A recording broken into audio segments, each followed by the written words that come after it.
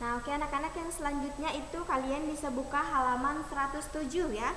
Nah, di situ ada cerita ya tentang burung bangau ya, burung bangau dengan kepitingnya. Kita bisa baca bersama-sama nanti ya. Nah, anak-anak, di sini air sangat diperlukan oleh semua makhluk hidup, termasuk binatang. Nah, perhatikan penggalan cerita bergambar ini. Nah, kita akan melihat bersama-sama ya cerita bergambar. Itu ada di halaman 107 ya. Nah, di situ ada percakapan bangau dengan kepiting ya. Nah, anak-anak bisa lihat di situ ya. Nah, kita akan baca bersama-sama ya. Tiba-tiba datanglah ketam-ketam ya. Ketam-ketam itu memohon pertolongan ya. Tolong kami, Kek. Air di sini tinggal sedikit. Kami sukar untuk bernapas ya. Carikan kami tempat yang banyak airnya. Kemudian kakek bangau tadi menjawab, bersabarlah, aku akan menolong kalian ya. Jadi ini adalah percakapan antara kakek bangau dengan ketam-ketam tadi ya. Mereka meminta pertolongan kepada kakek bangau agar mereka bisa dicarikan tempat untuk mereka bernapas ya, karena mereka sukar untuk bernapas ya, karena mereka kekurangan air ya. Nah, di situ pada gambar tersebut ya, cuplikan dari buku cerita yang berjudul Kakek Bangau yang Baik Hati. Nah, buku tersebut menceritakan sebuah sawah yang kekeringan. Ketam dan katak yang biasa hidup di situ menjadi sangat tersiksa ya. Mereka meminta pertolongan kepada kakek bangau. Merasa iba, kakek bangau terbang berkeliling mencarikan tempat berair bagi ketam-ketam dan katak-katak tadi. Akhirnya kakek bangau menemukan sebuah telaga, lalu dipindakkannyalah katak-katak dan ketam-ketam ke telaga itu ya. Nah, jadi anak-anak, itu adalah cerita bergambar tentang kakek bangau yang baik hati serta ketam dan katak. Nah, kemudian di sini ada pertanyaan. Itu halaman 108. Ayo berdiskusi. Kita akan berdiskusi sama-sama tentang gambar cerita yang sudah kita baca tadi ya. Kemudian pertanyaan yang pertama, nah, apakah gambar tersebut mendukung cerita? Tentu saja gambar tersebut sangat mendukung cerita ya, karena lewat gambar itu tadi ada disitulah muncul cerita antara kakek bangau yang baik hati dengan ketam dan katak tadi yang meminta pertolongan kepada kakek bangau untuk mencarikan mereka tempat tinggal ya, karena mereka sudah tidak punya tempat tinggal. Nah, kemudian yang kedua, jika jawabanmu iya, apa alasanmu? Jika jawabanmu tidak, apa alasanmu juga, katanya. Nah, gambar tersebut itu memudahkan pembaca dalam memahami suatu penjelasan atau cerita ya. Nah, jadi anak-anak bisa lihat di sini ada gambar cerita ya. Nah, karya gambar cerita banyak kita temui pada buku cerita ya, terutama buku cerita bergambar atau komik. Nah, perhatikan gambar berikut. Nah, di sini ada 4 gambar ya. Gambar yang pertama, Kak Dino membeli ikan. Ikan dipindahkan ke dalam akuarium. Nah, gambar yang kedua, Bobby mengambil ikan. Ikan diletakkan di lantai.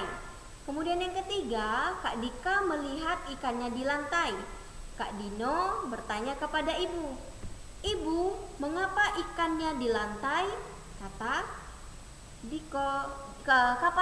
Diko kepada ibu. Nah, kemudian yang keempat, Bobby menghampiri kakaknya.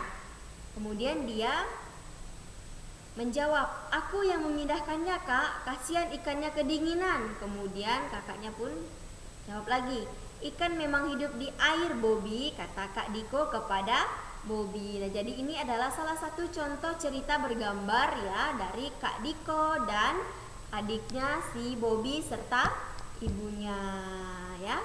Nah, kemudian tadi anak-anak kita telah melihat contoh karya gambar cerita ya. Nah, di sini apakah ciri-ciri gambar cerita tersebut?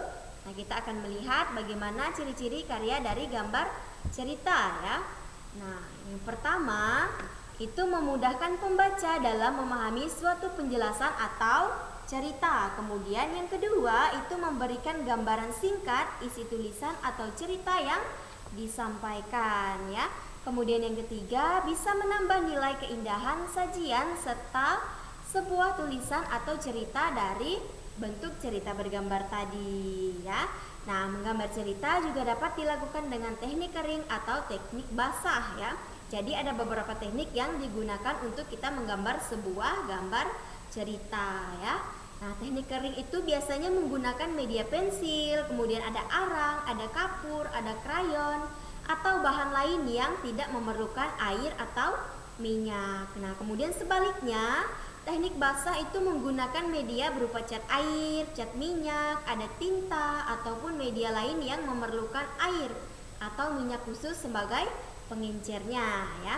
Nah, dalam pelaksanaannya itu tadi kamu dapat menggunakan berbagai macam teknik ya. Kamu dapat menggambar cerita dengan teknik kering saja, kemudian juga bisa menggunakan teknik basah, itu sesuai dengan kemauan anak-anak ya. Nah, kamu dapat menggambar sebuah atau membuat sebuah gambar cerita dengan teknik basah saja. Namun, kamu juga dapat menggambar cerita dengan menggabungkan teknik kering dan teknik basah. Nah, jadi itu nanti tergantung anak-anak ya. Kalau anak-anak ingin menggabungkan keduanya juga bisa ya. Atau hanya ingin memilih salah satunya saja juga bisa. Itu nanti tergantung dari gambar yang akan anak-anak buat ya. Nah, anak-anak,